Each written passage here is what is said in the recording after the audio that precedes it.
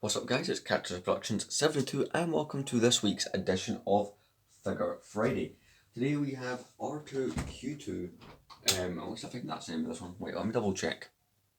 Yeah, I had that wrong. It's R2-Q5 from the set 10188, which is the UCS, or what would rather be known as a Master Builder series set now, Death Star. So this character is exclusive to that set, though he does have one other variant, and it's kind of when the astromech droids printing only came down like halfway across the head, like what you got with the original R2s. It's figured a little bit dusty. It's one of those black ones that gets quite dusty quite quick. In all fairness, he had actually sat up here on this where I film for about 2 weeks because it was in the last episode because we skipped last week in favour of doing the channel update for April. But it's a really cool minifigure. Recently the Mandalorian Fang Fighter and TIE Interceptor set got revealed, and there was a minifigure in that's kind of like the modern version of this. And I like these Imperial Astromechs. It's something different. Yeah, getting R2-D2 in a set is cool. But if you're like me and you have probably, I think I have nearly 20 R2-D2s at this point, he's in that many sets.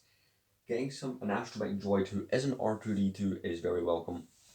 I do like the print on this one, the little gold bits. In the LEGO Star Wars 3 The Clone Wars game, they use this minifigure to represent the droid R3-S6 from the episode Duel of the Droids. So that's kind of cool fact about this minifigure. Again, it's just a black astromech. There's not going to be a whole bunch of things to talk about in regards to this minifigure. Of course, it doesn't have the back printing. One thing I have noticed about this minifigure is he looks like a Clone Wars figure more than he does anything else. So in 2009 they started printing the astromech droids, the Clone Wars ones, to have kind of cartoony printing, and I don't know why, but I feel like this droid, looking at the dome piece in particular with the eye and the kind of sensor, he does look like he's a bit animated. I don't own any of the animated style droids, so I can't really make that comparison, but I will go get R2-D2 from that same Death Star set just to compare. Alright, so maybe that's the second thing I've got wrong. This R2-D2 is not the Clone Wars one.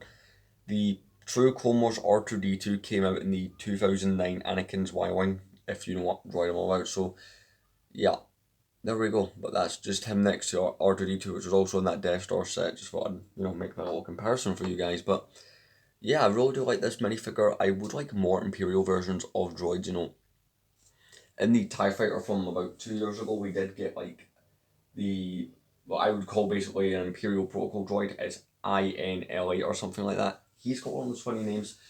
His previous version, which was also in the 08 Death Star, ironically was just called Death Star Droid, but I suppose LEGO's just up to their naming. But yeah, it's a pretty cool minifigure nonetheless. It's, I have 2 of these, they're just that cool. Although I did buy one before I bought the Death Star, so there was that. Again, something just to add to the Imperial Army, just a little something different. So you're probably wondering what next week's episode is.